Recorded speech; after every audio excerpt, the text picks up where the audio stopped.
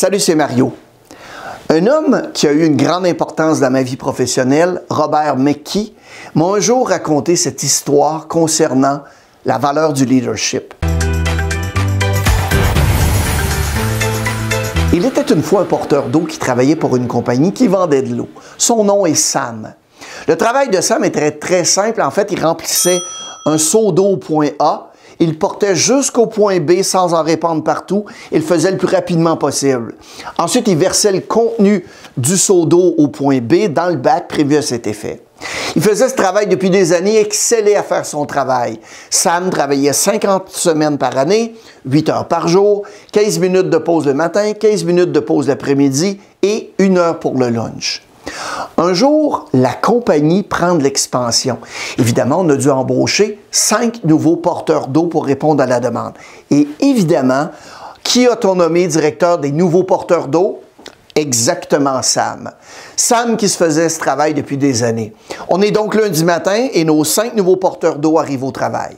Sam leur explique alors ce qu'il faut faire. Bonjour tout le monde, bienvenue. C'est moi qui vais vous montrer le travail que vous avez à faire. En fait, c'est très simple. Vous devez remplir ce seau d'eau point A, le porter jusqu'au point B sans en répandre partout, le faire le plus rapidement possible. Vous versez ensuite le contenu du seau d'eau point B dans le bac privé à cet effet.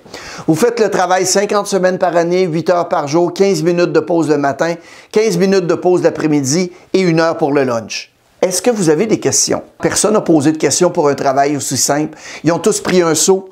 Le premier a rempli son seau pendant que les autres attendaient en ligne. Le deuxième a fait la même chose. Le troisième a fait la même chose. Le quatrième et finalement le cinquième ont rempli leur seau d'eau. Donc, le transport de l'eau a commencé par la suite. Il y a certains qui allaient un peu plus rapidement, répandaient de l'eau partout. D'autres allaient plus lentement, répandaient rien, mais allaient pas très vite. Évidemment, les uns nuisaient aux autres parce qu'elle n'allaient pas tous à la même vitesse. Il y a même certains qui ont glissé sur l'eau qu'il y avait sur le sol. Donc, d'autres ne savaient plus trop où aller en voyant leurs collègues par terre et encore debout. Donc, ce qui devait arriver arriva. Ce fut la cohue et la confusion dans les premières minutes du travail. Donc, en constatant la situation, d'après vous, qu'est-ce que vous croyez que Sam a envie de faire à ce moment précis? Si je peux faire quoi que ce soit pour vous aider à avancer dans votre carrière professionnelle, s'il vous plaît, envoyez-moi un texte au 514-434-9423 ou mario@marioloubier.com en me spécifiant votre demande. Ça me fera un immense plaisir de vous donner un coup de main. Bon succès! Évidemment, prendre un seau d'eau et le faire à leur place. Mais la vraie question, c'est la suivante. Pourquoi? Pourquoi Sam a comme premier réflexe de prendre le seau d'eau et de le faire à leur place? C'est simple. Sam n'a que des compétences techniques pour une situation qui nécessite des compétences de gestion d'humains. Trop souvent, on voit des gens très compétents dans un domaine ou une activité qui se retrouve dans une position de leadership sans en avoir les compétences. Gérer des humains, c'est une compétence en soi qui s'apprend. Pour gérer des humains efficacement, c'est crucial de comprendre leur diversité, leur motivation, leur émotion. L'empathie, c'est une qualité essentielle pour établir des relations solides avec eux et elles et inspirer aussi la confiance. La communication claire et ouverte favorise un environnement où chacun se sent entendu et respecté. Et c'est également important de reconnaître les talents individuels et de les encourager à s'épanouir.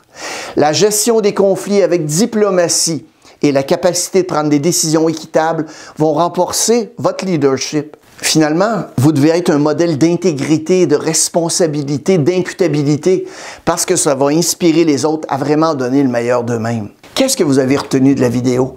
Inscrivez vos commentaires au bas de l'écran, je serai très intéressé à les lire. Merci d'avoir regardé les vidéos et n'hésitez pas à la partager à vos collègues et amis. Nous publions de nouvelles vidéos environ à toutes les semaines. Bon succès!